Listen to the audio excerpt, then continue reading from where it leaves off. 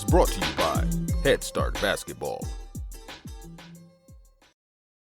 It's almost as gratifying when I see a coach who takes the lead and now has a voice that the kids are listening to and has something to say and researches the game and comes up with his own drills. Almost as gratifying as seeing a kid who does the same thing, with his confidence and his game just elevates to the next level. I love developing coaches just as much as I love developing players. Ron King is the head boys basketball coach at Putnam Valley High School in New York. He is also the founder of Kings Basketball, an AAU and player development program which he started in 2008. King previously coached at the collegiate level at Plattsburgh State and at Kennedy High School in New York. He's known for teaching the triangle offense originated by Tex Winter and used by Phil Jackson to win 11 NBA titles with the Bulls and Lakers.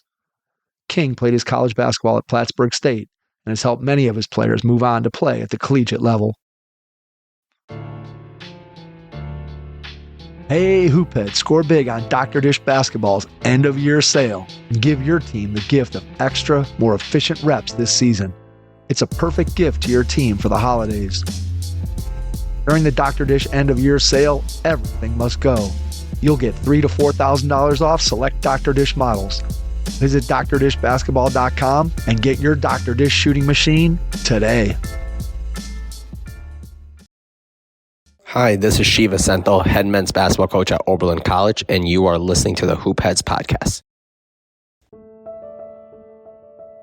Coaches, you've got a game plan for your team, but do you have one for your money? That's where Wealth for Coaches comes in. Each week, we'll deliver simple, no-fluff financial tips made just for coaches. Whether you're getting paid for camps, training sessions, or a full season, Wealth for Coaches helps you track it, save it, and grow it. It's time to stop guessing and start building. Subscribe now at wealthforcoaches.beehive.com/subscribe and follow us on Twitter at wealthforcoaches for daily money wins. Your money needs a coach. Start with Wealth for Coaches.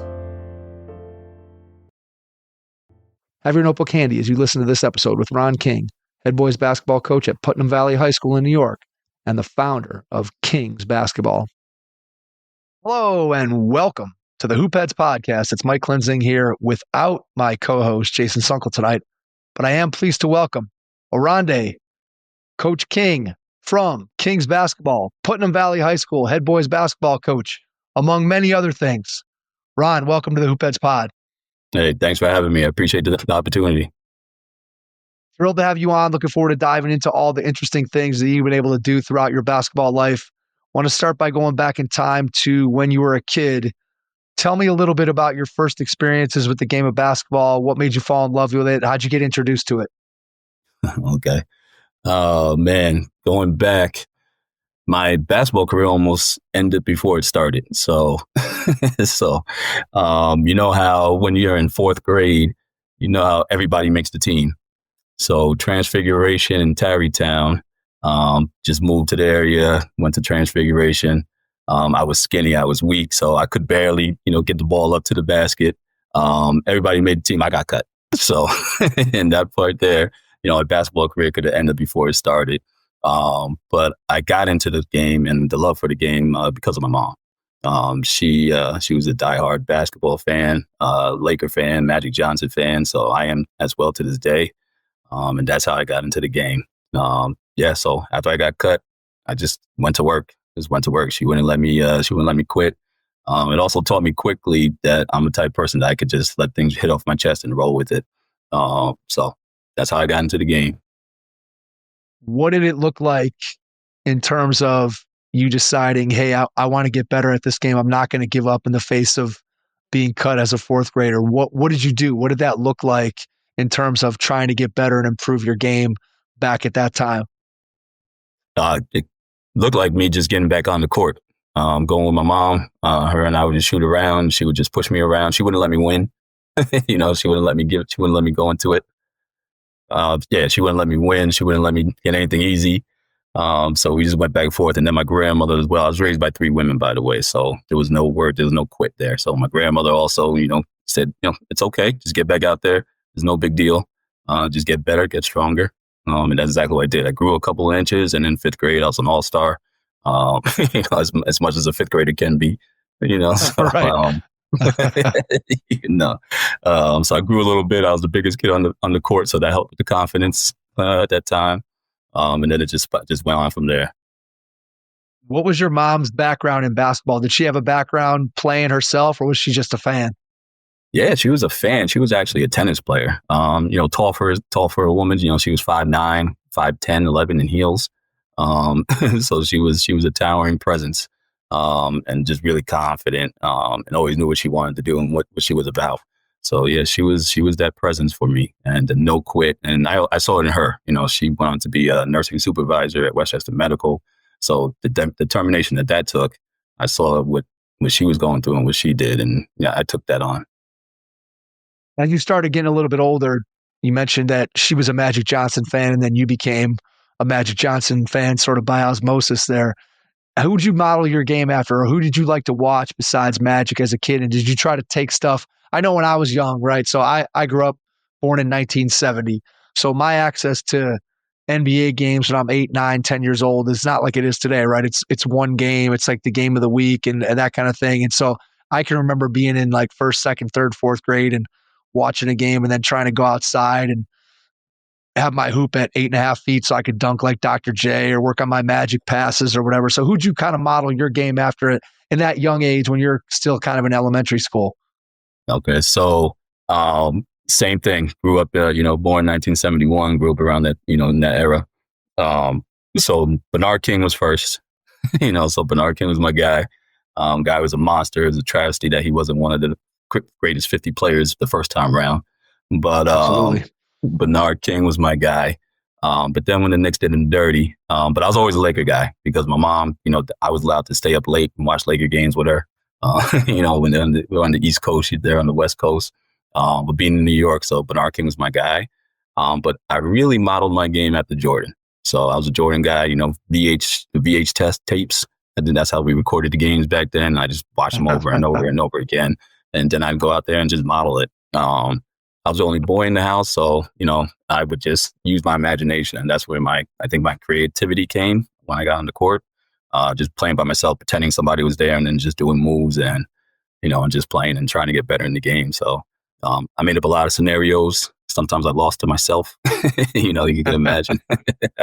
But yeah, that's how I got started with the game. And that's how I modeled. I modeled Jordan, Bernard King first, but then Jordan came on the scene and I was like, yeah, that's the guy I went after. That's the guy.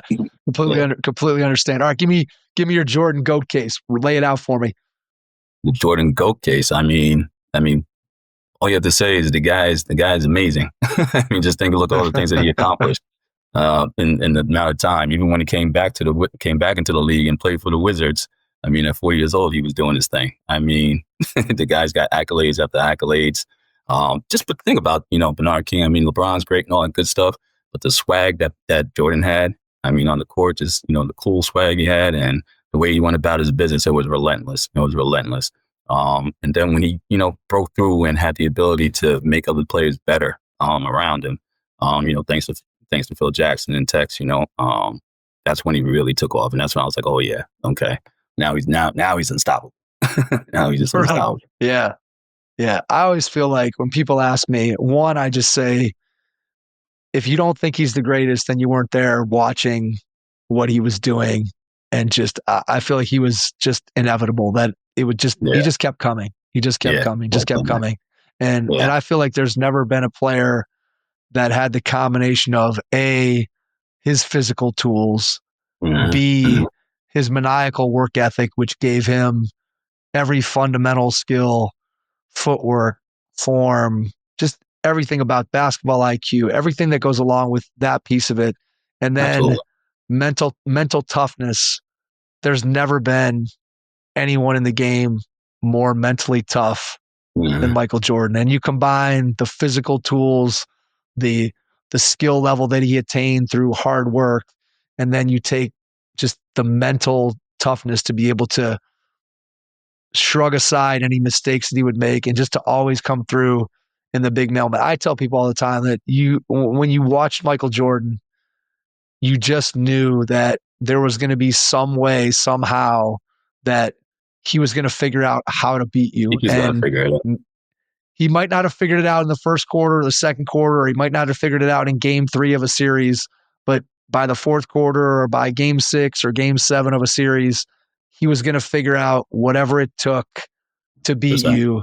He was going to do whatever it took. And I just, if you lived through it and you watched it live, I just don't think that there's any way that anyone who was alive during that time and watched him play can argue that that anybody was ever better. And, I think about what you just said in terms of trying to emulate just how Jordan played and what he did. And, a lot of people, when they think of Jordan right now, we see the highlights of, you're seeing all the dunks and you're seeing the crazy layups and going from one side of the basket to the other and flipping the ball and all those things.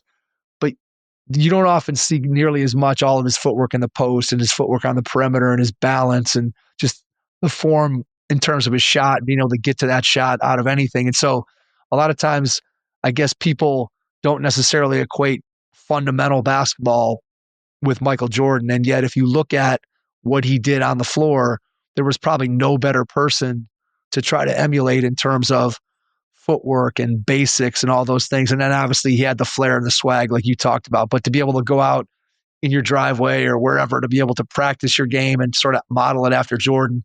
Yeah, I don't think people often think of him in that way. So man, he's incredible. I'll tell you,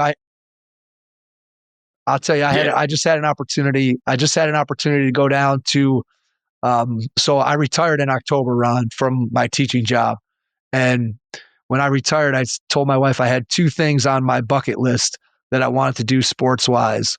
One was go to the US Open tennis tournament, which I retired before the US Open started. So next fall, I'm going to try to get up to Flushing Meadow and get to the US Open. And then the second thing was to go watch a North Carolina game in person.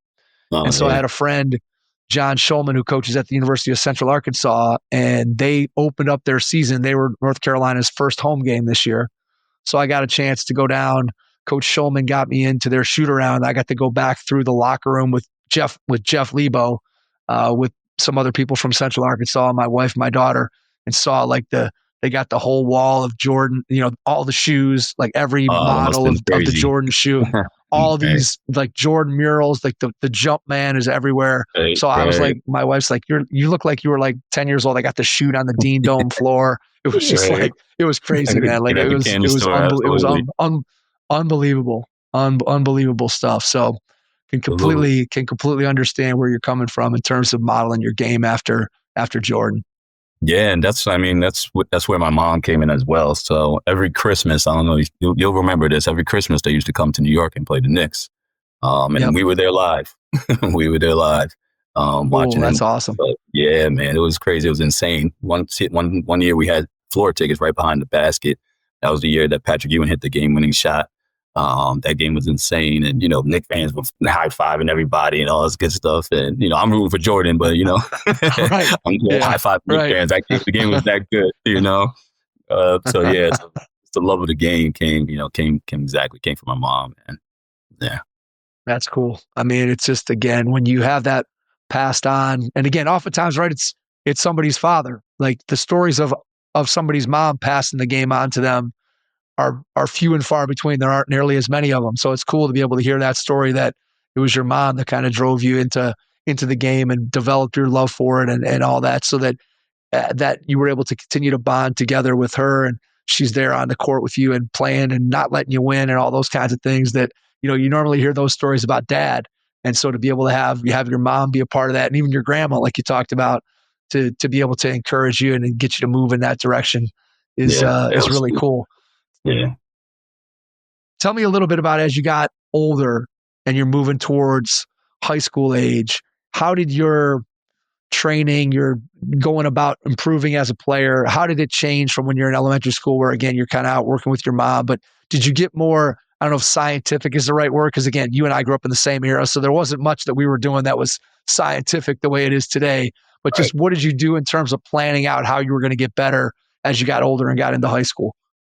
Yeah, then it came down to school ball and the coaches that I was inundated with. So 8th grade coming out, I was a point guard, so I pretty much played every position coming into this game. So I was point guard. I was 8th grade. And we won the championship on the 8th grade level. So I'm going into high school. I went to Stepanek, going into high school, as a point guard. But when I got to tryouts, there's a million point guards trying out for the team. A lot of them, these kids could play. So we made the team, but didn't play much. Got a few minutes here and there. So I sat the bench a lot my freshman year after just winning a championship. So I'm thinking I'm the guy, so, Right. And then what changed for me was when I went to JV 10th grade, a new coach came in, saw my athleticism. I was starting to come into my jumping ability a little bit. And I was quick. I was fast. And the coach changed my position. He put me in the post.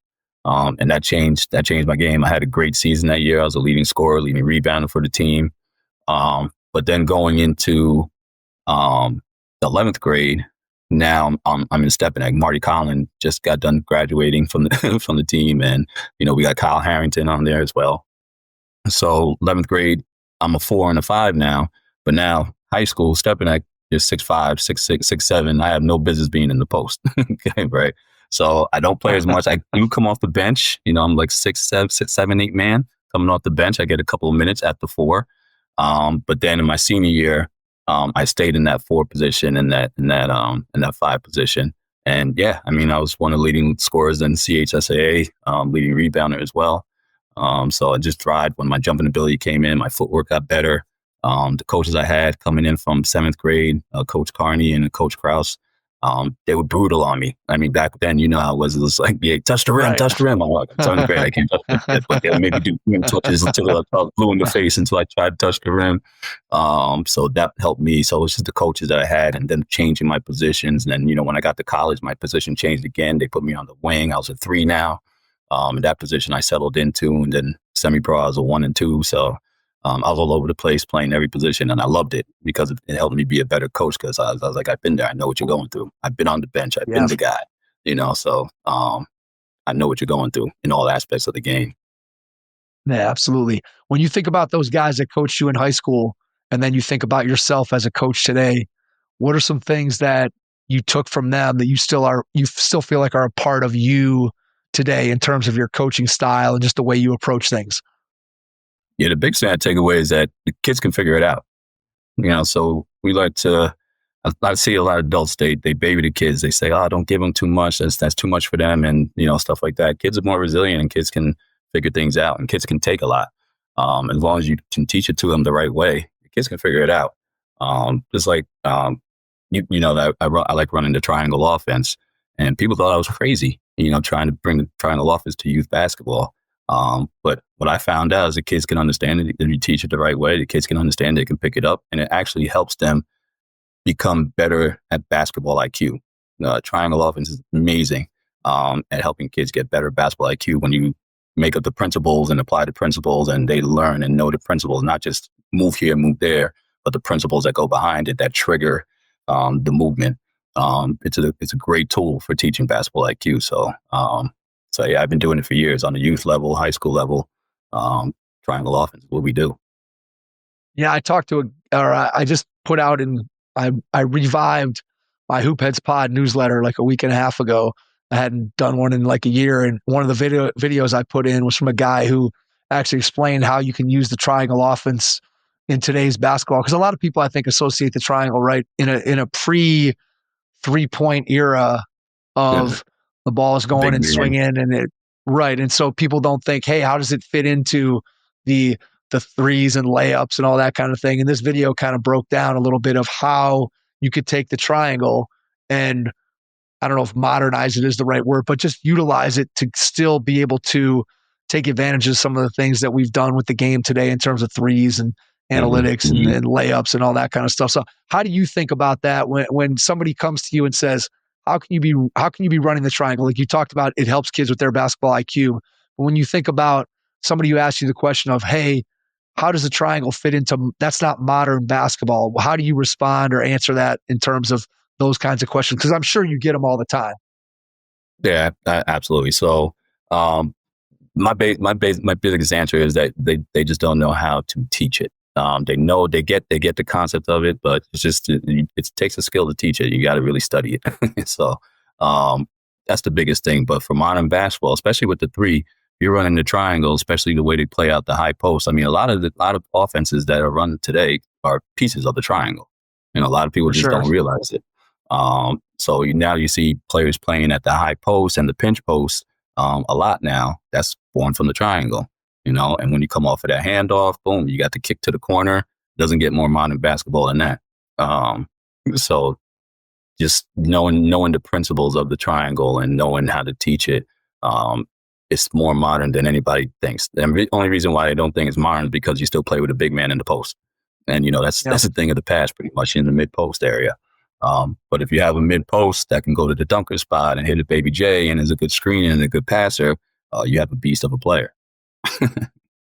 Yeah, no doubt about that. I think one of the interesting things is my son plays college basketball Division III at Ohio Wesleyan, and they run a lot of their offense through their five. So the five is oftentimes at the top of the key and then screen and roll to the basket or making decisions. Guys are cutting off either for handoffs or just making backdoor cuts on the weak side, which again, not necessarily that they're running the triangle, but there's a lot of principles that come out of that offense that are a part of it that, again, they would never say, hey, we're running the triangle. But when you watch it, you definitely see elements of, hey, that looks familiar, that particular concept or that particular action. Like you said, there's a lot of things that get triggered off of different types of actions that if you're teaching it, makes it a really modern offense. And you can be able to do what you just talked about in terms of, you got a guy that can pass the ball. You got a guy that can play out of that mid-post area. You got a guy that can pass. Now all of a sudden, boom, you're able to get the kind of shots that the analytics would tell you, right, that you want to get. So how do you break that down for kids when you talk about teaching it? How do you break down the different actions and teach them to make the kind of reads that they need to make out of that offense to be able to make it successful? Yeah, so just to piggyback on what you were saying there, and the reason why it's also more modern than what people think, especially when you're playing with that mid-post, is because people don't practice against it. So they don't know how to guard it. When the ball goes in the mid-post, they're like, oh, what do we do at that point? Right. They turn their heads and they want to dig down on that post. And they say, no, we're picking them apart because we got all these actions happening. So absolutely. But the way I break it down for the kids is by having them learn the principles. So I have a whole write out of the principles that are involved in the triangle. And once they learn those principles, then we take it to the court. Okay, so things that they always remember. Like the group of kids that I'm coaching now, I haven't had them for a year or so now, but they came back to me and they still remember the principles like it's the back of their hand. So it's not only that it teaches basketball IQ, but it sticks. Once they learn it and once they've been running it for a whole season, it sticks with them. I can guarantee if I have kids come back, actually I have kids that went to college, came back during the summertime 3 years later, and they still remember, the principles that are involved and can run it. And that's the thing. That's the beauty of the offense. It's a system. And when you know the principles and can teach the principles, it sticks with them, and that basketball IQ stays with them, and they can take it anywhere. So it's not just a program for my Kings program or for Putnam Valley. It's you can take it anywhere. You go play any AAU system or anything, and you do these principles for that coach. That coach will say, "Oh yeah, this kid's been trained. This kid knows what he's doing. This kid can play." And that's the beauty of it. And so it's just about teaching the principles first, baby steps, and then breaking it down piece by piece, this side of the floor, then to this side of the floor, and then assigning roles. Everybody has a roles, but to let them know that. And I think this is what makes the kids really think about it more is when you tell them that you need to know all 5 positions when you're doing the triangle. Because when you bring the football from this side to that side, you're going to be in a completely different position. So it's positionless basketball at its finest, and you're not going to be able just to know this one spot because you're not going to be here when the ball goes to the other side. And all 5 guys move at the same time when the ball's moving. It really sticks. It really sticks. There's nothing more modern than that, right? When you think about modern basketball, especially at the youth and the high school level, right? What do we hear all the time? Positionless basketball, right? The ability to play the game as opposed to just run plays. I think those are the 2 most common things when you hear people criticize youth basketball. It's that, hey, this coach just runs set play after set play. That's all their practices are, is set plays. We're not really teaching the kids how to play. We're just showing them all these plays.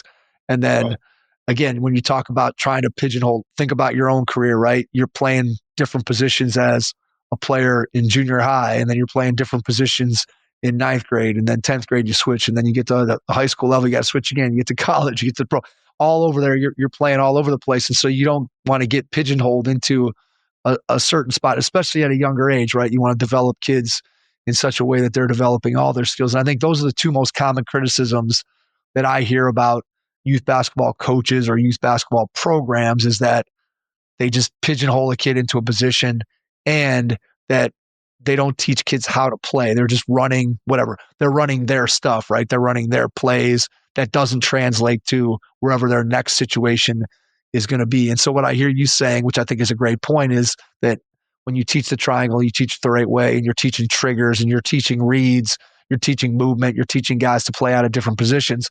All of a sudden, now you've got a kid that, let's say they have the talent to be able to go play in college, right? They're not just, oh, this kid only knows how to play this system. Now you've created a basketball player as opposed to just a kid who plays in your system. And to me, as a coach, there's nothing more valuable that you can do for a player as an individual. And then you just think about what it does for your team.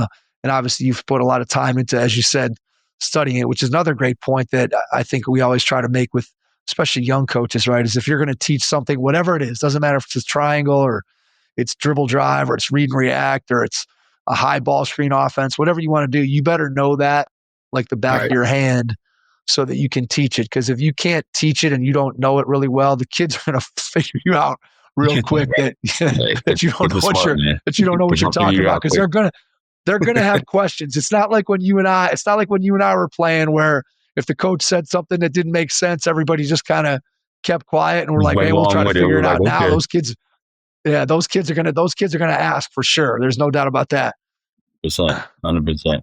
Yeah, and I ask my kids a ton of questions as well, just to make sure they have the understanding of it. So it's not just me talking. I'm asking them just not to play the game, but to also think the game, so that they can see. Since I ask them, they come to the bench. I was like, "What are you guys seeing out there?" So I hear what they're saying and this stuff, that, the other, and then I'll add my 2 cents in it. But the kids got to have their voice in it. Player-led teams are the best teams out there. And when we're talking about the triangle offense, when I have youth kids like 6th grade, 5th grade, and stuff like that, I tell them that there's about 4 or 5 things that you can do. You can either screen the ball, off ball screen, you can cut, you can low post, you can high post. So I have the kids, okay, huddle up, and each one of you pick one of those things that you promise you're going to do when you don't have the basketball. Now, you can do all 5 of them, but promise your teammates one of those things that you're going to do when you don't have the basketball. And it starts from there. So then, when they're out there, they're not just standing there watching the ball. Someone promised you were going to make that cut. You promised you were going to go set that screen, and that gets the kids moving when they're at the at the younger level. And that forces into, when they get older, now we can really dig into the formation of the triangle and the principles that go with it. Absolutely. All right, let's work backwards to your college decision. Tell me a little bit about your recruiting and your decision to go to college, what you thought you might want to do for a career as you were heading into college, or were you like most 18-year-old kids who have no idea what direction you wanted to go?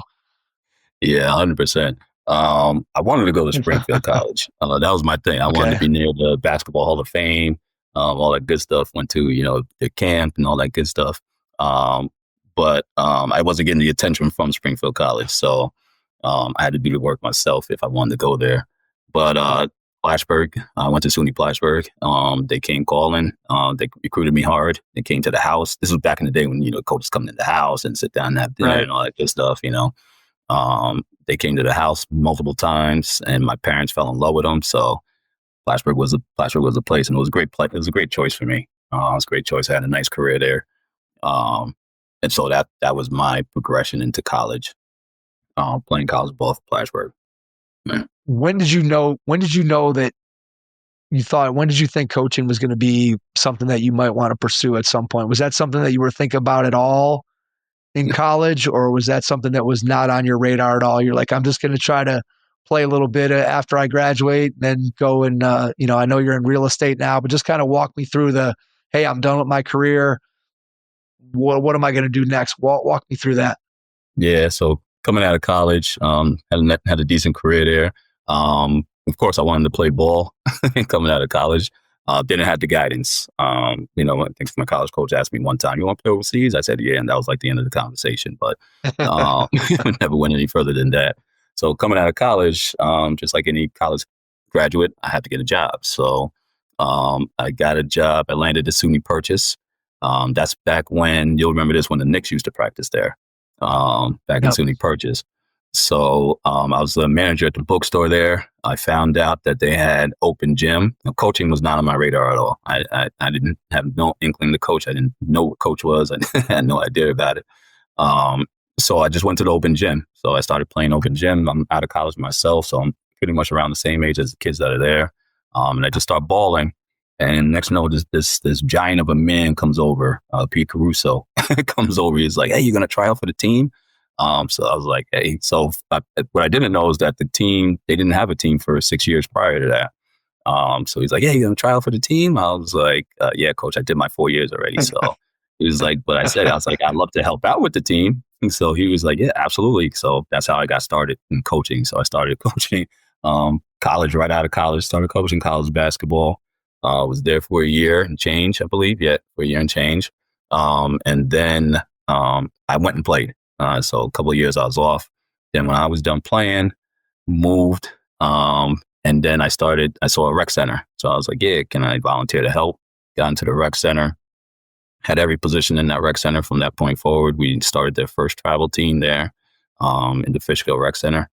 And then from there, it really took off because my nephew played high school basketball and just had a negative coach. The coach had to tell him that, "Hey, you kids aren't going nowhere," and this, that, the other. So I've been coaching for a couple of AAU teams at that point.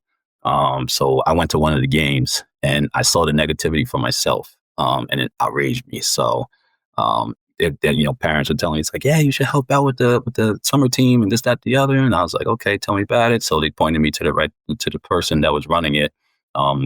Craig Andrews was running it at the time. And so I went to him. I was like, "Hey, can I help with the team?" He said, "Absolutely." His son was playing on the team as well. And he was gonna, step away, because, we get to that age when you can't really coach your son anymore, so Right. Yeah, he for handed sure. the program over to me. And that same team that I had, they, during the school season, they went like 5-15 was their record. And then, I took them over and all that. The only thing it did, we went 20-5 that season. And the same exact kids playing harder because we were on the AAU circuit, took them travel and all that good stuff. But the only thing I did, I told them I believed in them. I pushed them hard in practice. At this point down time, I'm a certified personal trainer, sports performance trainer as well. So I put all of that into the practices. And they were brutal. They were brutal, but they loved it. All said and done, they hated me in the morning, but they loved me, and they hate me now, but loved me in the morning, when it was all said and done.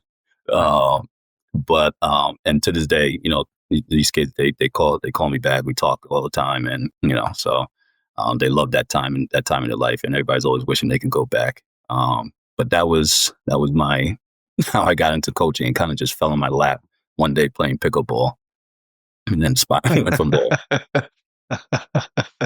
What do you remember about those first experiences with first the college group and then this first group of high school kids that you're working with?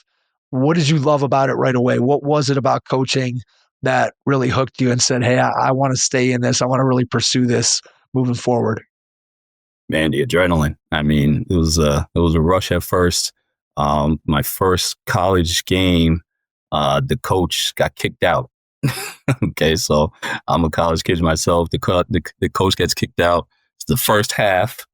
He lost his mind and got kicked out. And now I got to try to take this team home. We're at Pratt University in Brooklyn, and I got to try to coach these guys to a win. I was terrified. I mean, I was terrified. I wasn't sure what to do, what to say, or how to do it, or how to say it. But, I faked it until I made it, type of deal.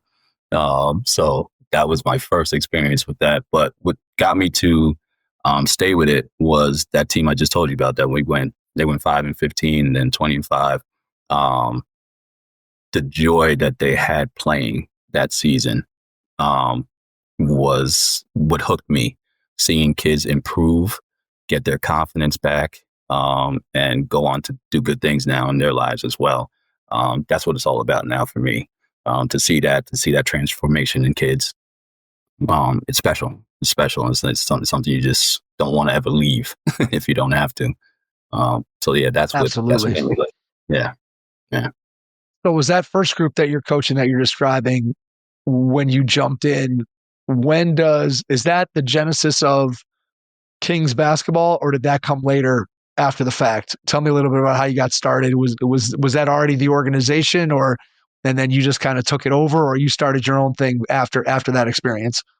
Yeah, 100%. So how it went down is the kids that were on that team with the negative coach, I was coaching them during the summertime. That coach said it was for the school team. So we were the AAU team for that school team.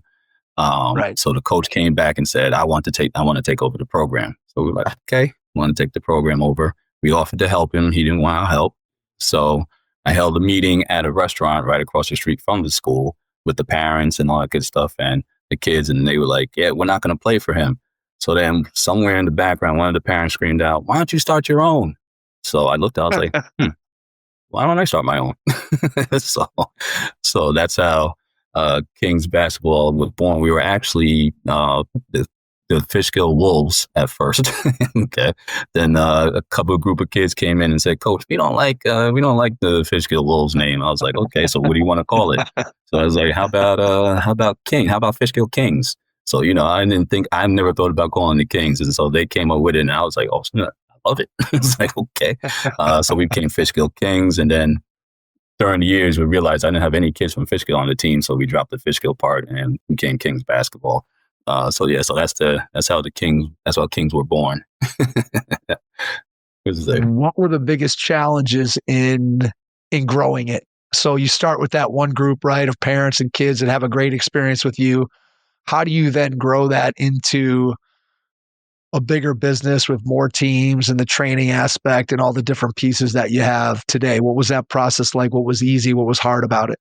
Mm-hmm. So I probably did it the hard way because I didn't really advertise. And I was destined to have the program where we didn't cut kids. We took everybody. But I was a referee, once again, the Fishkill Rec Center. So I refereed almost every game they had. And so I referee games. And when I would see kids come in, I was like, hey, what are you doing for the summer? What are you doing? And I just pick kids for the summer. And then I would bring them in. I'd train them. The parents would love it. And the parents would spread the word. And pretty much word of mouth is still how we do this to this day.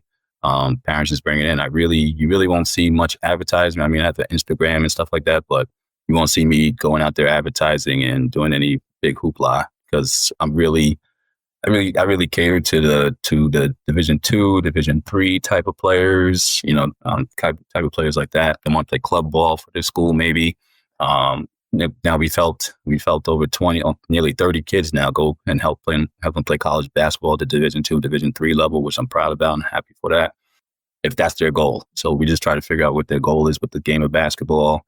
And then we just did it by word of mouth, by refereeing all those years. We picked the kids that way, and then parents took it over from there. Had some assistant coaches come in and help, parents who were parents of the players, and they would just, help me out, and I would take them on. And then I taught them how to coach, and now they're awesome coaches themselves. And it's just a beautiful progression. And this is the reason why I stick with it and why I love it so much. I could do this stuff all day, all night. I do it for free, which I kind of do because I really don't charge that much for our program. I don't want money to be a reason why a player can't get training, and we try to make it as affordable as we possibly can. So we're not charging thousands of dollars and all that good stuff, a few $100, and we'll find a way to get you trained. All right, tell me about before we jump into the player side of the training. You talked a little bit about putting together a staff. I think it was always a challenge, no matter whether you're a high school coach trying to put together a staff, certainly an AAU program trying to put together a staff of good coaches that are going to do some of the similar things to what you're talking about in terms of the positivity and the teaching and all that. So what's your methodology for somebody who wants to be a part of it, somebody who wants to be a coach, whether it's a parent or somebody you bring in who that's not a parent of someone in your program? What's your philosophy for training that coach to be able to follow in the footsteps of what you want to do in terms of your program's culture and environment that you want to create for the kids? Yeah. So my culture and my environment is family, number one, period. So, looking for good people that want to be there. So if somebody comes and says, yeah, I love to help, whether they have coaching experience or not, I'm like, yeah, absolutely. Come on board. Let's see what you can do. Go get them on the court. I see, how they interact with the kids. I see what their skill level is at coaching. And then I pretty much model the way that I want them to coach, or, the way they like to coach, because they like my program for a reason. A lot of it is because of the way I do coach the kids. I'm not easy on them, but I'm not hard on them. I don't yell and scream at them. I demand a lot from them as far as, give you 100%. I mean, you come into the gym, you could had the toughest day in the world. You might only have 10% of energy in the tank. I just don't give me 100% of that 10%. That's all I ask. And the parents love it. The parents love the drills that I put the kids through. They're rigorous. They love the fact that kids sleep at night because of the drills they go through. So I model a lot on the court so they can see. I teach the coaches the system that I run, so that they know it like the back of their hands. They watch it. I put them in the mix, so they watch it. They see it. I have it written down for them, and then they do it themselves until the point when they get comfortable. When they're not comfortable, I throw them out there anyway, so that they do get comfortable. So there's only one way to get comfortable, and that's by fire. So yeah. So it's almost as gratifying when I see a coach who becomes his own coach and takes the lead and now has a voice that the kids are listening to and has something to say and researches the game and comes up with his own drills and makes his own drills.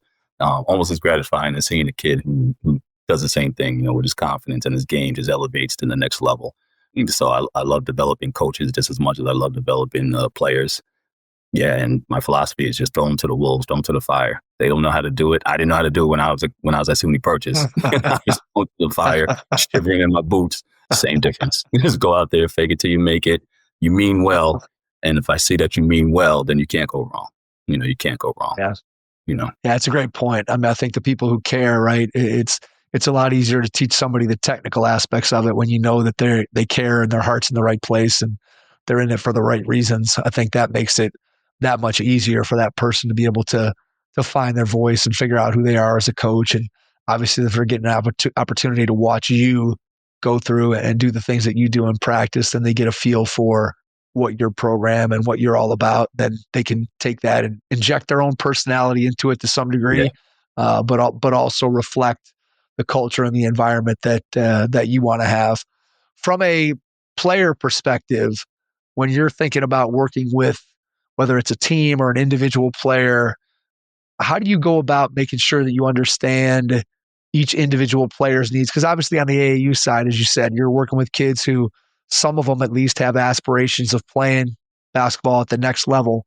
So how do you balance the needs of those individual kids wanting to get better, wanting to showcase themselves and their skills to schools with, again, building a cohesive team and putting that all together? How do you think about that? And how do you have conversations with kids and families about, right, if we win, right, a rising tide lifts all the boats. So how do you just go through and make sure that people understand that there's a connection between the success of your team with your individual desire to stand out and showcase yourself to schools? Yeah, that's a great question. Well, pretty much the conversations I have with team, and I've been blessed over the years to have a group of kids who started with me in 6th grade and, all the way till they graduated. So I'm blessed to have that group of kids to be a model. So when we have kids, so like I said, we don't cut kids. So kids who just learned how to pick up basketball, they're on the team, right? So, and we try to get them games as much as we possibly can, but they have something that they can model. So when they see the high school team playing and how well they play and how well they play together, how well they move, we show them and tell them that they started exactly where you were. They weren't able to catch the ball. They turned the ball over the time. They couldn't even get the ball over half court sometimes. It's a process.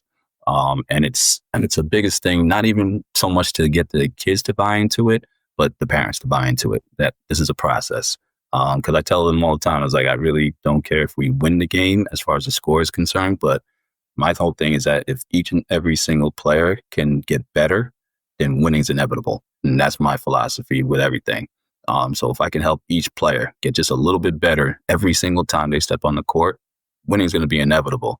And we won a lot of championship with kids that just started learning how to play the game on the AAU circuit, as well as off the AAU circuit. I don't just use AAU. I use other circuits and other stuff like that as well. But the conversations I have with the players starts with me asking a bunch of questions to them, to their parents. What do you think is the strongest part of your game? What is the weakest part of your game? You think, what are you trying to accomplish with basketball?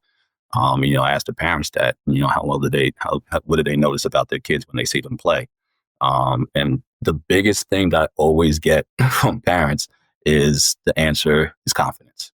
It's confidence. And I was like, hey, okay, no problem. That's our specialty actually. It's confidence. So kids come in, hey, he's confidence. So we work on that. And we just tell the kids, we believe in you. We tell all the kids, hey, listen, all of you have the green light. As long as it's a good shot, you all have the green light. I'll never take you out because you took a shot and missed a shot. And sometimes that's all they need to hear. Because they've been on these other teams where, and they're not the best player on the team. They take a shot, they miss, they get pulled out. They turn at one turnover, they get pulled out. I was never a big fan of that, I never believed in that. But sometimes, you got to pull them out and have a talk with them. And then, we got to get back to the lab. But you got to tell them, it's like, hey, go back out there and try it again. See what happens. Some players, you got to tell them, it's like, listen, I'm keeping you in there until you keep on making this mistake over and over again until you're tired of making that mistake. Yeah. So you just got to do that with the players. And the biggest thing that I take pride in is that I stay in tune with my players. Being in tune with your players to see, okay, this is what he's capable of. This is what he wants to do. This is where he's at now. Being in tune with that player and all the players is something that I take pride in. I'm not always going to be perfect, of course. I'm not expecting to. And I tell the kids, you don't have to be perfect. So that's the whole. I think that's a lot of things that brings the kids' confidence down, is that they want to be perfect in everything they do. When they're out on the court, and I was like, you don't have to be perfect. Go out there and make mistakes, because that's what success is: making mistakes and learning from it. As long as you learn from those mistakes, that's the definition of success. So just keep reinforcing that and telling them that, and saying, even if they take a shot that goes over the backboard, just that they have the confidence to take the shot. It's like, hey, good job. You take that shot, you get that shot again, take it again. Just keep on going there and just making sure that they know that, okay, I got somebody. You have a coach that's telling you shoot the ball, not don't shoot the ball. Get the ball to this player, get the ball to that player. And even if I have superstars on the team, I've had kids that just learn how to walk and chew gum at the same time. And I tell them, I treat them the same way. I treat them the same way. My superstar gets the same treatment as the kid that just got there, just learning. And that's the way you keep it balanced, letting them know, hey, it's going to be a fair system. I like to tell the kids that you're not going to play for a more fair coach. It's just no favorites. I love you guys all the same. I'm not going to treat you all the same, but I'm going to hold you to the same standards. So, yeah. I think when I think about confidence, I think about two pieces of it, right? I think there's one that you talked about a few minutes ago, which is you're developing each kid's individual skill level, right? You're helping that kid to improve. And if my skills are better, I'm going to be more confident to try things. If I feel like I'm a better shooter, I'm going to be more likely to take shots. If I feel like I can handle the ball better, I'm more likely to try to dribble the ball against pressure or try to go around my player and drive to the basket or whatever it might be. So I think that's the first part of it. And then the second part that I really like what you talked about there is that you're not immediately going and looking at the buzzer, right, every time a kid makes a mistake. Because I know you've seen lots and lots of teams and coaches and games where every time a kid makes a mistake, immediately, right, their head turns and they're looking at the bench because they just know, that somebody's getting up from the bench to come over to the scorer's table and check in. And that is, for anybody at any level of basketball, that is such a difficult way to play the game. It doesn't matter if you're a high school player, a college player, doesn't matter if you're in the NBA. It's always funny. I'll have this conversation with my own kids sometimes, that you watch guys, even when they come in at the end of an NBA game for like the last 3 minutes of the game in a blowout.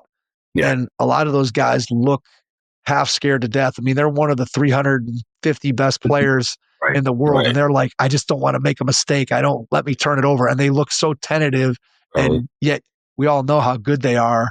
But because they're in a situation where they feel like one mistake is going to blow their entire chance to be able to do whatever, earn more minutes or stay in the league or get off their two-way or stay out of the G League, that they feel all that pressure. And I think one of the things that it's our job as coaches, especially when you're talking about the youth level or the high school level, right, is to be able to give those kids confidence to go out and play free so that they can demonstrate the skills that they have. Because I know for myself, and I'm sure you feel the same way, that if I'm always looking over my shoulder, I'm not going to be playing it. I'm not going to play at my best. There's no way that you're going to get the best out of me if I'm always worried about if I miss this one shot or I have one turnover or my man beats me to the basket, that I'm immediately coming out. That's a really tough way to play. Yeah, the crazy part about it is, like I've seen coaches who coach, at the high level, EYBL and all this good stuff, coach, and even in the NBA. And I think the biggest thing that we forget about, I mean, you're looking at this player who's 6'9", 250, but he's 15. You're looking at these kids who's 6'7" and just a monster of a body, but he's only 20. And I think we and these coaches, they're just talking to them in adult language, I should say, for lack of a better word, but and just forgetting about the kids. When you look at their faces, you can see the babiness in their faces, but they're monster bodies with their babies in their faces. You just got to realize they're kids, so they got confidence issues. They got body issues because they're so big and no one else is as big as them. Just all these things that they're probably going through that we forget about in the midst of competition. It's just to win and to have a winning program and stuff like that. So. I just take a different approach to remember, these are kids, they're just kids. That's a great point about remembering that.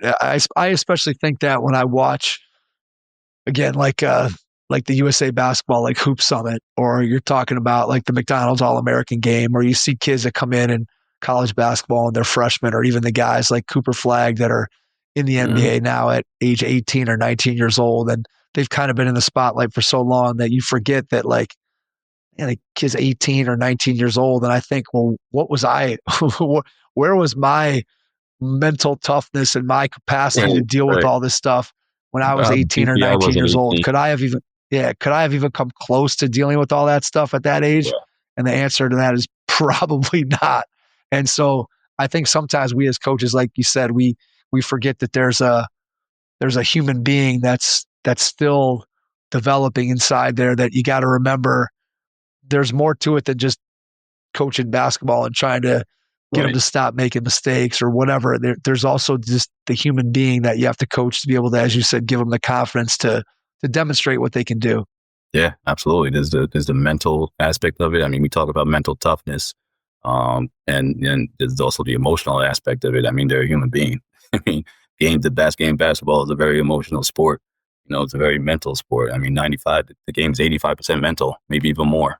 The X and the O's are easy. The physical part, these kids have the physical ability out the wazoo, but can they take the bump and the bruises and the letdowns and all that other good stuff? And then on top of that, they got to try to deal with a coach yelling at them and pulling them just for making that mistake. Right. It's tough. It's tough. Yeah, too often they got a parent at home that's yelling at them too. So you got to think about that too, right? As a coach, that sometimes they got mom or dad in their ear at home, in the car ride, or when they're at home saying this, that, the other thing, and then you got that whole piece of it to deal with. So you got to figure out what's the safe haven for them as a player that you can really, again, nurture them and get them to reach their potential, whatever that potential may be for an individual. Now, at the same token, what's also tough is that we're not talking about babying them either. Right. So for sure, fine line to walk, but there's also accountability where we also can't think our kid is perfect and all that good stuff, and they never make any mistakes. But we don't have to berate them every time they do. Yeah, right. It's giving them the confidence to be able to bounce back. Right. You understand that players are going to make mistakes, and you want them to learn from those mistakes and grow from those mistakes. And so that's where the accountability piece comes in. But at the same time, not making them afraid. That's the art. To me, I always say that's the art of coaching. Right? Is each individual kid. Maybe you can coach them slightly differently in terms of how you talk to them or what you say to them or when you say it to them. Some Right. kids can get called out in front of an entire group. Some kids, you do that and they completely melt down. So that might be the kid you got to call over to the side and put your arm around them and whisper it in their ear. And just kids learn and react to coaching in different ways. And I think that's part of what a good coach does. It's again, there's no science to that. There's nothing that you can say, hey, you got to always do it this way or always do it that way. It's kind of like you said earlier, you got to be in tune with your players of what they need in the moment and who can be coached how and what allows you to get the most out of each individual kid. I think that's really an important piece of being a good coach. I'm sure you see that. 100%. 100%. Well said. Well said. Tell me about, from an AAU coach standpoint and running an AAU program, how important is it for you to develop relationships with college coaches so that then you can have those conversations with those coaches about the players who are a part of your program? I know in my experience here in Cleveland, just with my son's AAU coach that he played with for 2 seasons as a high school, again, going into his junior and senior years, was instrumental in just making connections with college coaches and having those kinds of conversations and being an advocate for him. But he had a lot of great relationships with coaches, again, at the Division II, Division III level that were a benefit for the kids who were playing for him. So how do you look at those relationships that you build with college coaches and then how that helps the kids in your program to ultimately reach their goal of playing at the next level? Yeah, I think it's crucial. For me, I go the roundabout way. So I have a connection with coaches who have connection with coaches, so to speak. So if I need to get a connection with a coach or any advice on that matter, I reach out to a certain number of coaches that I know. So pretty much the way I teach the kids is, and I just got done writing an article about this, about how to play college basketball in 2025 and beyond. So I just wrote an in-depth article about that and teaching them, exactly what it's going to take. Not necessarily playing games, but getting training. Giving them the math on how you're going to travel an hour to a game and then go ahead and sit for like 3 more hours, and you're probably going to get up 20 shots maybe at the most for the whole weekend. When those 5 hours, you could have been putting up at 500 to 1,000 shots in that hour, so that could have been 1,500 to 2,500 shots that you could have got up in that 24 hours. Which one is going to make you better? On top of that, talking about the academic aspect, and just giving them the roadmap and saying, instead of doing that and spending your money there, think about the college you want to go to. First, know the college you want to go to. Because a lot of kids really just don't know yet. So think about where you want to go play. Go find their elite camp. Go to their camp. And that way you'll get access to the coaches, the coaching staff, and then go to that camp and let them know that you want to choose them, not just have them choose you.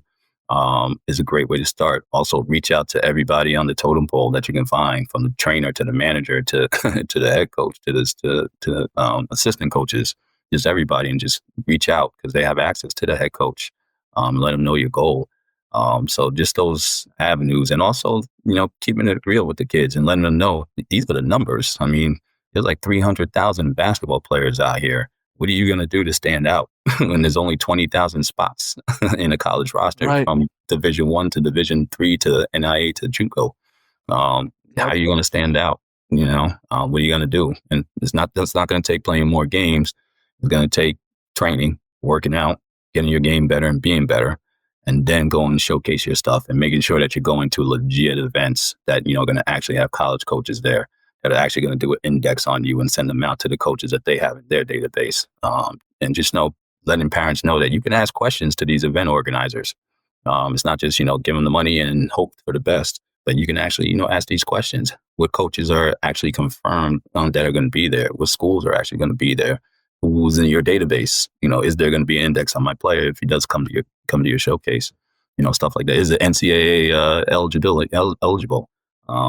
So sanctioned and stuff like that. So that's how I get kids prepared to play college basketball. I'm letting them understand, I'm going to make a highlight tape. I was like, yeah, but if you put all the scoring, coaches really aren't going to look at all that. So, if you're going to put a tape together, show them that you're diving for the loose ball, that you're boxing out your Right. rebound, that you're dishing dimes and all the other good stuff. Stuff that the coach might actually need you to do because they already got their superstar scorer. They might not need you to do all that stuff. I guarantee you they won't have a guy who's doing a Superman dive for a loose ball, and all that other good stuff. So little things like that can get you on the squad. You never know. There's no doubt about that. Yeah. I always say to kids that, when you think about developing yourself as a player, that each level you go up, it gets harder and harder to be the leading scorer, to be the quote star, to be the guy that gets the ball. And even at the high school or the college level, and certainly at the levels beyond that, there are very few guys, right, that the coach just takes the ball and hands it to you and says, here, go do your thing, go do whatever you want. Everybody, no matter how good you are, almost every single player that gets to move on in a level ends up becoming a role player, maybe is not the right term, but has to play a role on their team that isn't the guy who, not everybody gets to be Jordan, not everybody gets to be LeBron, not everybody gets to be Magic, where the ball is in their hands all the time and they make every decision and everything flows through them. That doesn't happen. Right. Most teams at the college level don't even have one guy that gets to do that. They might have a leading scorer, but that guy it still isn't the guy that just gets the ball and gets to go do whatever he wants to do. And so I think sometimes there's misinformation there in terms of being able to play a role at the next level. And I love what you said about being proactive. That's one of the biggest lessons that I learned through the recruiting process with my son was being proactive. Identify some schools that fit your academic profile, that fit correctly with what level you can play at, that you feel like are going to be a good fit, and then just keep pounding those schools and keep pounding those coaches. And if they know that you're interested, it makes them more interested, as long as, again, you're a player that can play at that level. If you show interest, it definitely comes back to you. And so I think that's a big, that's a big piece of having that, the being proactive part. And then I think the other thing that you said that I really liked was putting your teams into the right tournaments that are going to have coaches there. And part of that is your knowledge as an AAU director, as an AAU coach, of being able to, as you said, talk to the tournament organizers and confirm which coaches are going to be there. I think that's really, really important, because a lot of times you'll see teams that'll go to events and there are no coaches there. Or the other thing that I find is that, especially at the younger levels, right, where you're talking about Division II and Division III players. Division I guys, people have already identified them. Everybody knows who they are. And those kids get identified early on in their high school career. Not that there aren't some kids that slip through the cracks and get found, but if you're a Division II or Division III player, mostly you're going to get recruited and you're going to get watched the summer heading into your senior year. So the AAU season after your junior year. Like my son's team, we had a really good team, bunch of good players. When they were going into their junior year, so after their sophomore year in high school, we'd go and we'd play some other high-level teams, and there'd be nobody watching us. Literally nobody. Maybe a coach would stroll by and watch for 5 minutes, but nobody was there to evaluate or really look at scouting those kids or getting a feel for them or starting to recruit them. It didn't happen until the following year, and then we had people watching us all the time. And so I think that people sometimes misunderstand. They're like, I got my incoming ninth grader and we got to get to this tournament where all these college coaches are. Like, I'm like, doesn't really matter when you're going into your 9th or 10th grade year, because nobody's watching you unless you're a Division I kid. And if you are a Division I, everybody already knows who you are, and it doesn't really matter. So there's, you talked about earlier, just being able to educate parents. I think that as an AAU program director, I think that's a critical part of understanding which tournaments in your area are valuable and which ones are going to have coaches there at the right times, in terms of, are we looking at our 17U or our 16U or whatever it might be, getting the teams to the right tournaments at the right during the right AAU season so that they can get recruited, if that makes sense. Yeah, 100%, absolutely. Yeah, I mean, identifying those type of tournaments and events is critical. I mean, if you have a kid that's not getting recruited and the only chance he has, I mean, he's not coaches aren't coming to his school to watch his school games and so forth and so forth. But the summertime and the spring and fall is all they have, to get some recognition. Absolutely. But also kids like that. I mean, like I said, you need to find your school's camp. I mean, most schools, most coaches, they have a camp in the summertime or some point in time. Go to that camp. Go to the camp. I think that's the best thing you can do is go to that camp. And just be a part of the program that way. Let the coaches know you're interested in going to that camp and not going to that school through the camp, and go to that camp every year. Show up every year to that camp and the more they make a name for yourself there. The more they see you, the better off you are. All right, let's transition from AAU to high school coaching. Obviously, this year you're taking over a new program, but just kind of walk me through the chronology of how you get to Putnam Valley and sort of the steps along the way to get there, and how you initially got into high school coaching. Sure, absolutely. So I got into high school coaching because I had my player development program, the Kings. So I would bring my team to a facility, the Brewster Sports Center, when I was there at the time.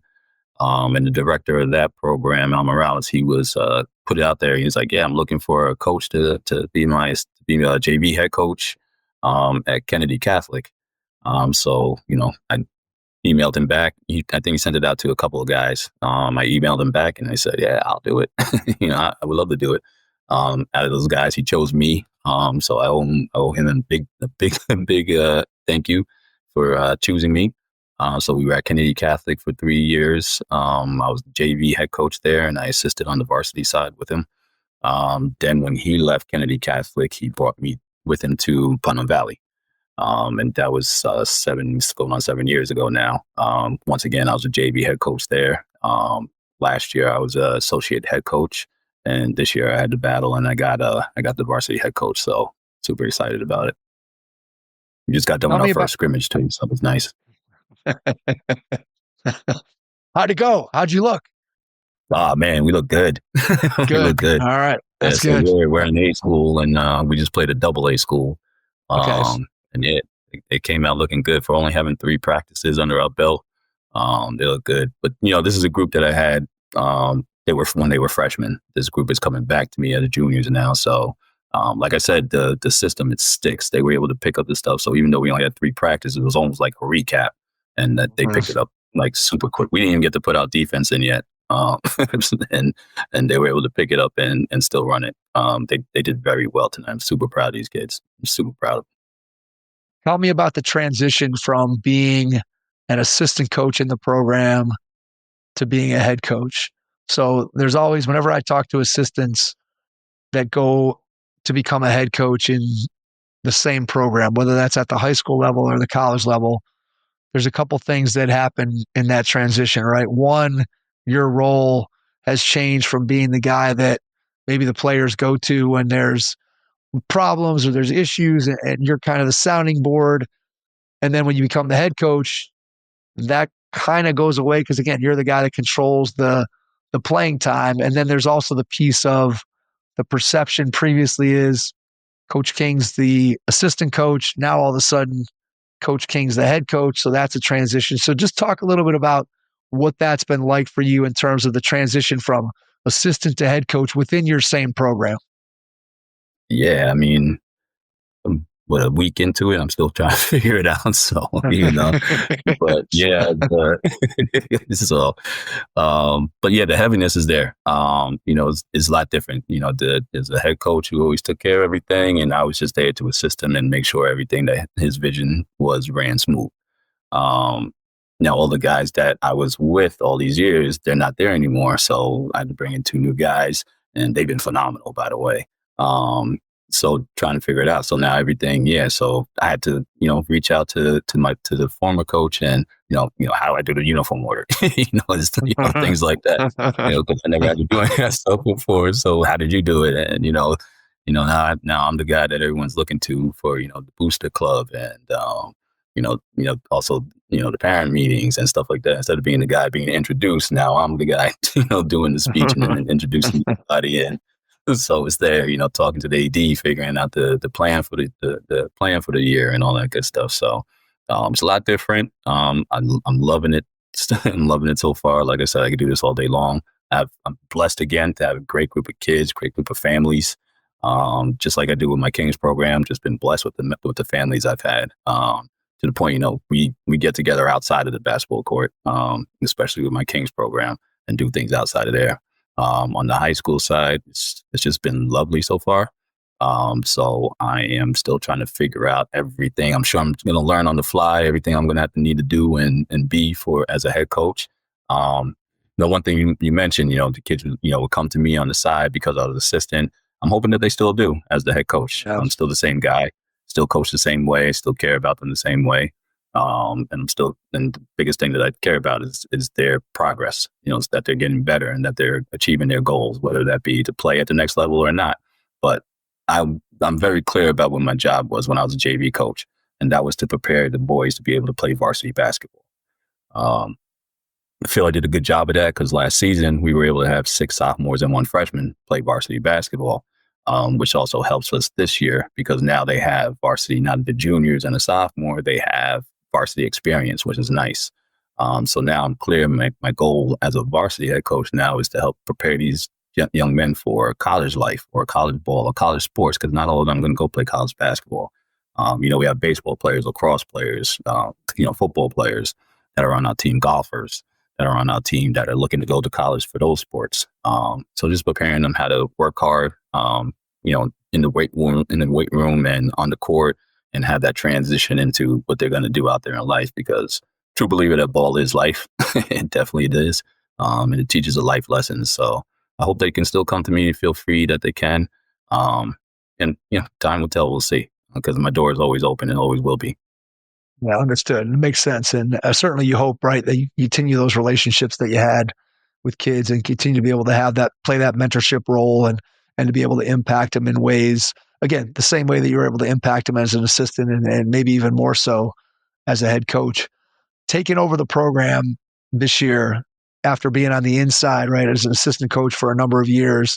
And whenever you're an assistant, right, there's always that sort of stereotype of the assistant, right, that you've got a lot of suggestions, right? Let's try this, or how come we're not doing that, or we should really look at doing this, and then all of a sudden now you're the head coach and you can kind of do all those things, right? Now it's not just suggestions, now it's decisions. Like those decisions now fall on your head, right? They don't just fall on the guy next to you. You're not making suggestions anymore.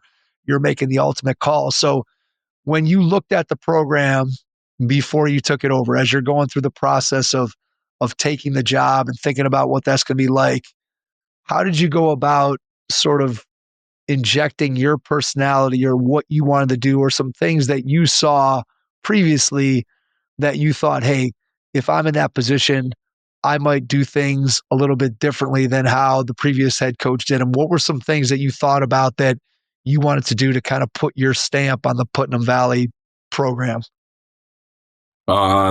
Just bringing back the system that I use as a JV coach.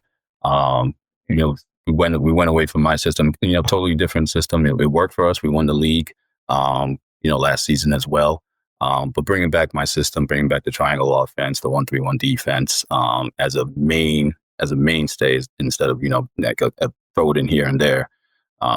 Bringing it back as the mainstay, as a foundation of what we do, was the biggest transition, and the kids are loving it because they knew it. They know it like the back of their hands. They can flow it in. We have the pieces that can run with it. And we showed it tonight as well. So being able to do that, that's been, it's been nice. It's been a fresh breath there. And I think that's the biggest adjustment. The thing I was looking to do when I first got to the program, instilling a system and not just plays and all that good stuff, but having that system and putting the pieces in there.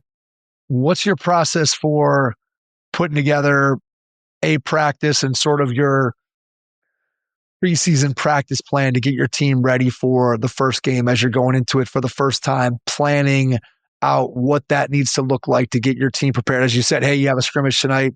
You don't even have your defense in. You've only practiced 3 times. How do you make sure you pace it correctly so that come game one, you've got, and again, you may not have every single thing that you dream about putting in, but how do you make sure your team is ready to go in terms of planning out just the scope of practice, but then an individual practice, getting done the things that you want to get done? What does that process look like for you? Yeah, just getting them knowing the principles that are involved on the offensive side and the defensive side. That's first and foremost. Before you know the X's and O's, know these principles. If you can know these principles, then we're good. Okay. And then from there, let's know the foundation. But the biggest part of my practice is conditioning. So we start with conditioning, we end with conditioning. I condition them to death. Not literally, but condition them. I condition them. I condition them. Conditioning is, like I said, I have a personal training background. So conditioning is number one. It's hard to think out there when you can't breathe. So I make a promise to all my teams, the Kings and Putnam Valley, that you will be in better shape than any team we face. They appreciate that, they respect it, and they go hard to achieve that. Because it's a huge promise to make, because there's some really good teams out there. So I start with conditioning, and I start with physicalness. So we start with conditioning, and then we go right into physical play. That's one-on-one, no middle. That's no boxing out drills, anything where we got contact and these kids are banging bodies, because we're not the tallest team. So that means we gotta be the strongest and the most physical team that we can possibly be, to keep bigger guys off the boards and be able to run and gun, and also be able to, have discipline to set up our offensive set. So conditioning, physical, and then discipline. And it all centers around knowing the principles like the back of your hand. Obviously, you're in your preseason right now, headed towards your first game as the head coach there, and you're going to play through this season as a first-year head coach. Come next March, April, when you sit back to reflect on this year, how are you going to look at and define whether or not you had a successful season? What are the markers, the criteria that when you evaluate this first year for you as a coach and your team, how are you going to define what was a successful year for you? Growth, player development, player growth. Yeah, want to win. Don't get me wrong. We're going to chase win with intensity. But did my players get better as ball players, as people? Did they achieve the goals that they had set out for the season? Was I a catalyst for that, or did I deter it in any way? So I'll definitely reflect on that. What could I have done better dealing with parents, maybe dealing with the AD and dealing with the whole staff? Could I have directed my managers a little bit better? Could I have directed my assistant coaches better, and my JV coach? So I'll reflect on all those things and see what I can do to improve it on that. If anything needs to be improved, which pretty sure it will, because I'm not perfect. Like I tell the kids, I'm going to make decisions. They're not always going to be right.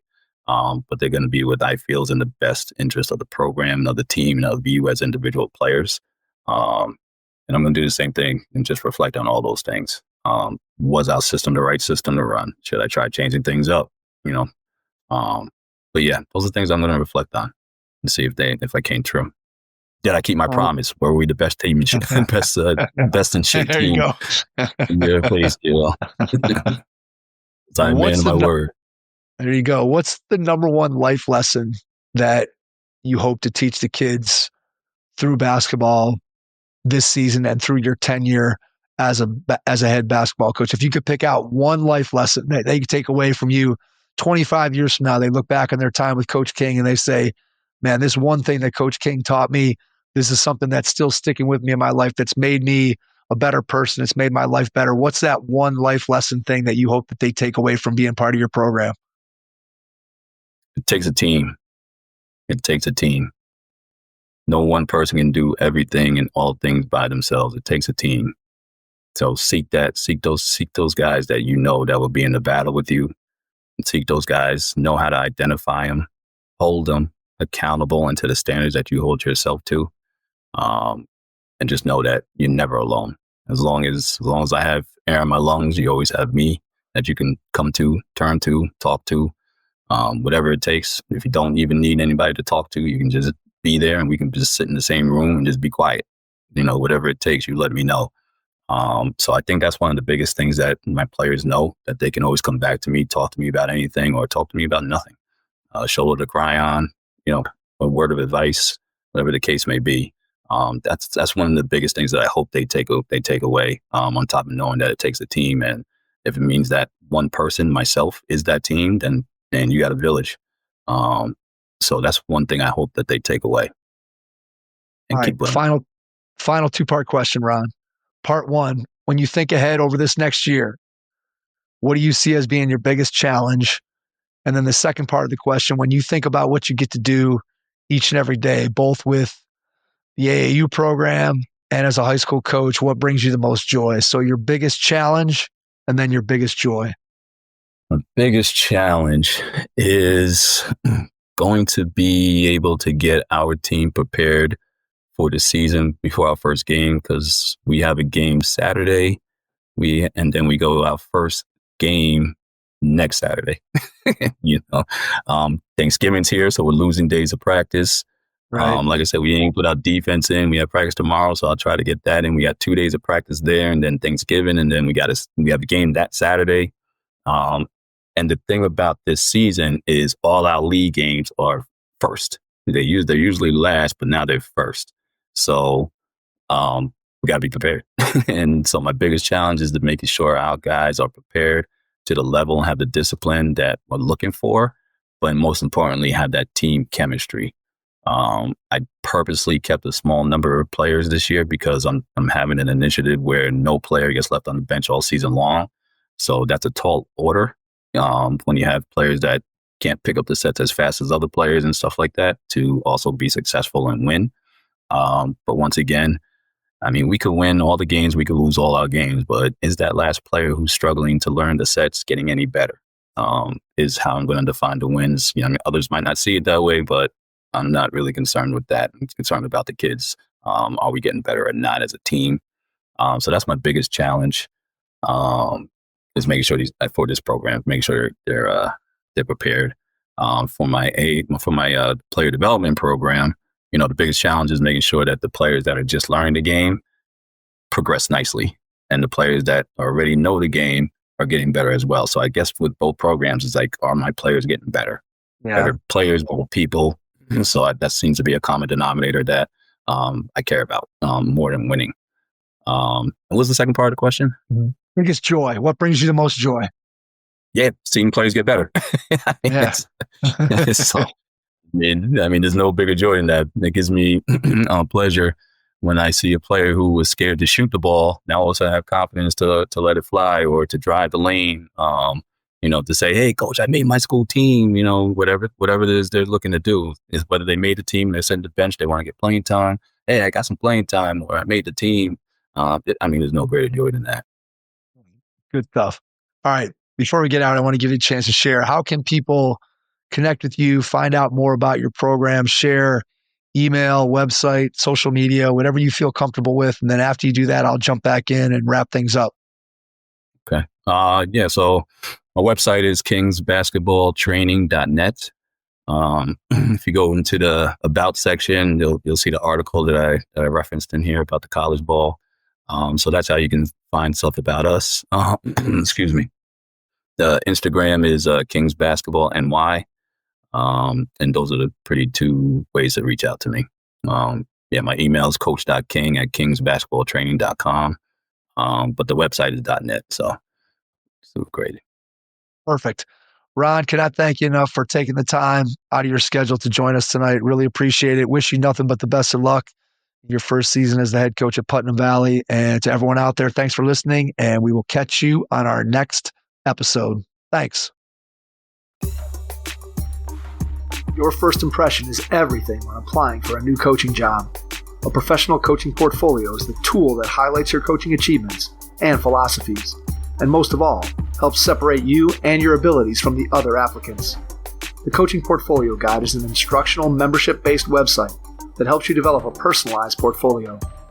Each section of the Portfolio Guide provides detailed instructions on how to organize your portfolio in a professional manner. The guide also provides sample documents for each section of your portfolio that you can copy, modify, and add to your personal portfolio. As a Hoopheads Pod listener, you can get your Coaching Portfolio Guide for just $25.